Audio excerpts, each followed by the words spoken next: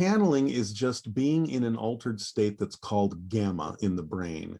This is between 40 and 100 cycles per second, and everyone channels from time to time. Everyone's in that state. It's what we call being in the zone. When you are doing something that you love to do, you're completely consumed by it. You have no sense of the passage of time. You think you've been doing something for 15 minutes. You look up, it's been 2 hours. That's the channeling state. So it's a natural altered state that we all do. And we found there are some profound differences, but when anyone gets into that state, no matter what they choose to do with it, different things are happening. There's a higher state of connectivity, of association, of information synthesis and processing. There's altered perceptions of how things are interconnected with one another. And so you can bring through all sorts of creative acts, creative information. I mean, you know, when a painter is lost in a painting, when a singer is lost in the song, they're channeling. When an actor becomes the role, they're channeling. So you can connect to many different things. You can use it in different ways, but it's a profoundly accelerated and upgraded state of being in which you can create and bring through information on a much higher level, kind of like standing on a mountaintop and seeing the big picture instead of being down in the valley and limited. Daryl Anka began exploring channeling and paranormal topics after having UFO sightings in 1973. He was later introduced to a practicing channel and took a channeling class, where he himself received a telepathic hit and became aware of an agreement he had made to channel Bashar in this lifetime. Bashar, as channeled by Daryl Anka, uses a method of channeling that involves a trance-like state. Daryl Anka describes the process as entering a high-energy, altered state of consciousness, allowing him to connect with Bashar, who is said to be a multi-dimensional extraterrestrial being from the future. Anka explains that his connection with Bashar is telepathic, allowing him to function as a translator, bringing Bashar's messages to humans on Earth. He shares his initial encounter with Bashar during a channeling class, where the name Bashar, which he later learned means bringer of good news in Arabic, emerged spontaneously. Despite his non-Arabic heritage, this connection resonated due to his background. Anka describes Bashar as a physically evolved being, possessing abilities that enable him to perceive multiple dimensions, attributes reflecting his near non-physical state. He emphasizes the concept of interconnectedness and the omnipresence of information, suggesting that all knowledge exists perpetually and can be accessed telepathically if one resonates with its frequency. Anka reflects on how Bashar's perspectives have influenced his own views, particularly the idea of a universal consciousness, or all that is, which is both self-aware and intelligent. This encapsulates the philosophy that the information relevant to individuals naturally surfaces into their consciousness, accessible at any time and from any place. Daryl Anka delves deeper into the philosophical and existential concepts conveyed by Bashar, emphasizing the advanced level of intelligence that this entity represents, which differs significantly from human understanding. You are always manifesting something. If you were not, you wouldn't have an experiential physical reality, correct? Correct. According to Bashar, everything exists as a singular entity, with nothing existing outside of it, presenting a perspective where the concept of time is merely internal and not applicable to the universal state. Anka explains that what we typically refer to as spirit is our inherent state, suggesting that our physical existence is akin to a dream from which we never actually depart. He introduces the idea that our higher mind, where the majority of our consciousness resides, is fundamentally more significant than the physical mind, which is just a minor aspect of our total being. Channeling, as Anka describes, might be seen as controversial or misunderstood, but it essentially involves acting as a conduit for higher-level information. This process is facilitated by the brain making rapid and unusual connections, enabling clear insights. He argues that channeling is a natural and universal activity, manifested in various forms such as art, music, writing, and clairvoyance. People often channel without realizing it, especially when deeply immersed in creative or intellectual activities. The term channeling unfortunately suffers from societal misconceptions and stereotypes, but Anka points out that many experiences, such as contemplative thoughts or hearing voices, are forms of channeling. He concludes by reflecting on the transformative power of witnessing channeling, noting the profound changes it can bring about in individuals. just the whole idea of doing a channeling, as many channels have discovered, is an exploration of your own fears and your own belief systems that might not necessarily be in alignment with your true spirit.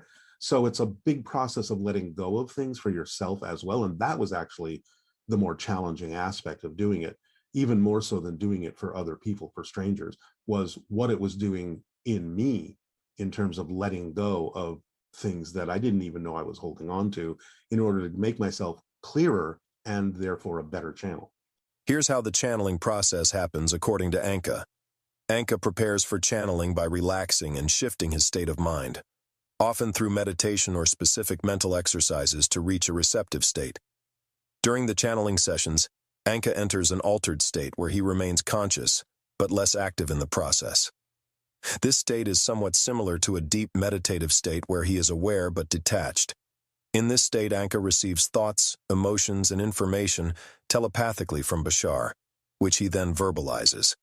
This transmission is not necessarily a voice heard, but more an intuitive reception of concepts and messages. The information received is expressed verbally to the audience. Anka describes the experience as Bashar using his, Anka's body, including his vocal cords and gestures to communicate. Typically, Bashar, through Anka, interacts with an audience, answering questions and delivering teachings that focus on helping individuals harness their own power and understand the nature of reality, personal growth, and metaphysics. Well, it's not actually a trance. It's a state of heightened connectivity. But nevertheless, if it's something you want to do in a vocal way, but one of the easiest things to do to practice is to actually have someone asking questions, because then they act as a grounding circuit that pulls the information through you, allowing you to get out of the way, and anchors and grounds the information in them. If you're just doing it yourself, in a room all by yourself, you don't have to go into that state. You can just receive the information telepathically directly. The only reason to go into the vocal channeling state is so that you're acting as a translation device for someone else asking a question in the way that you are of us. So surround yourself with some people who are willing to ask the questions. Let yourself get out of the way by not caring whether you get the answer or not caring whether you look ridiculous in doing so. Daryl Anka emphasizes that this process is collaborative and symbiotic, suggesting a partnership between himself and Bashar in which he has agreed to be a conduit for Bashar's messages. This method is quite distinct from other forms of mediumship or spiritual channeling, where the medium might not retain awareness or control during the communication. Many adherents of channeling, like Bashar, hold the belief that these beings are not only omnipresent but are always actively seeking ways to communicate with us. They aim to provide us with support, convey important messages, offer guidance for our personal growth, and assist us in navigating our life paths. This communication is thought to come in various forms, including intuitive insights, synchronicities, direct messages during channeling sessions, and through signs in our everyday lives. By tapping into this vast network of cosmic intelligence, channeling serves as a bridge between the seen and unseen worlds, offering a conduit for transformative wisdom that can illuminate our lives and spur spiritual evolution. It's a practice that, for many, enriches their understanding of the universe and their place within it, fostering a deeper connection to the unseen forces that shape our existence and even our realities and way of life. According to Daryl Anka, there are two types of channeling sessions. Trance channeling involves the medium entering a trance state, a deeply altered state of consciousness, which allows a spirit guide to communicate directly through them. In this state, the medium may temporarily relinquish control over their speech and physical movements, enabling the guide to convey messages, wisdom, or insights more directly. This method is often used for more profound and detailed communications from the spiritual realm, as it allows the guide's personality and insights to come through with minimal interference from the medium's conscious mind. In contrast, conscious channeling allows the medium to remain fully aware and conscious while receiving and relaying messages from their guides.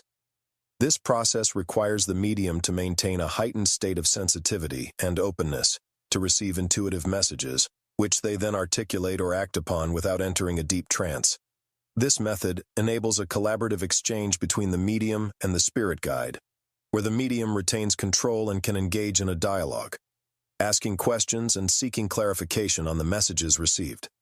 According to Daryl Anka and the teachings of Bashar, There is a distinction between channeling spirits, such as deceased humans, spirit guides, or other non-physical entities, and channeling extraterrestrial beings like Bashar. The differences highlighted by Anka can be understood in terms of the nature of the entities being channeled, the vibrational frequencies they operate on, and the types of messages and information conveyed.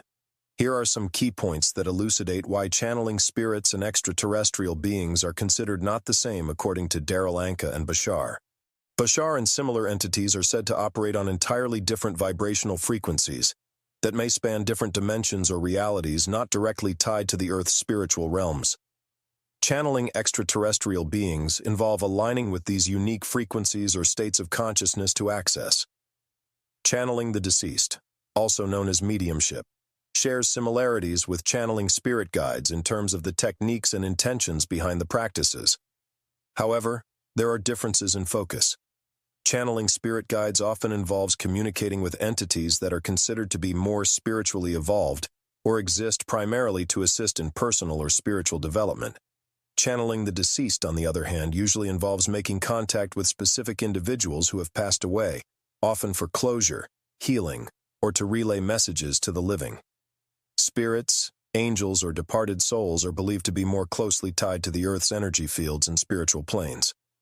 Channeling them usually involves aligning with the vibrational frequencies of the Earth's spiritual ecosystem. While it's possible for a channel to filter or color a telepathic message, he says the most important thing is to focus on the message rather than the messenger. Is the information empowering or is it controlling?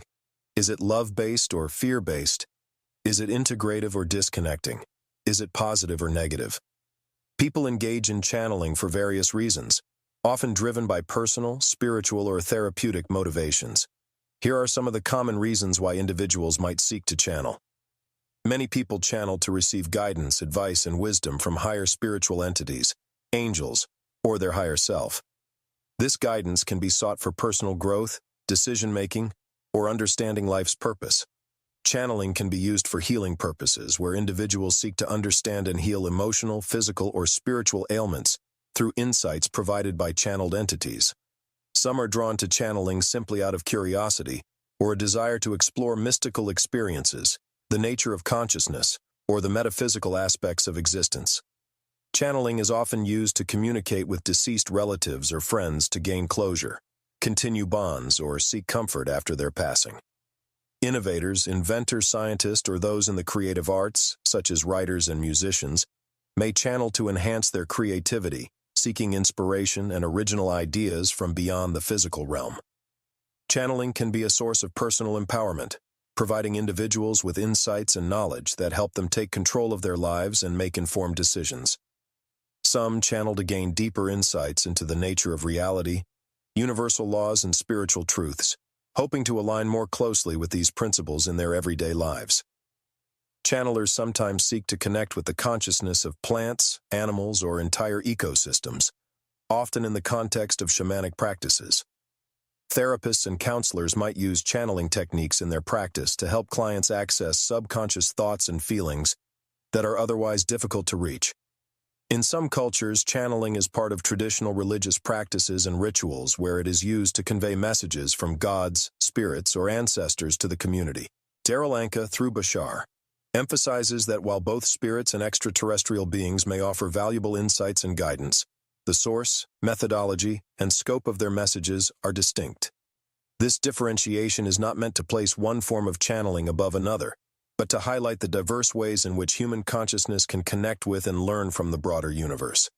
According to this perspective, the variety of entities and dimensions accessible through channeling enriches the human experience, offering multiple layers of wisdom and knowledge.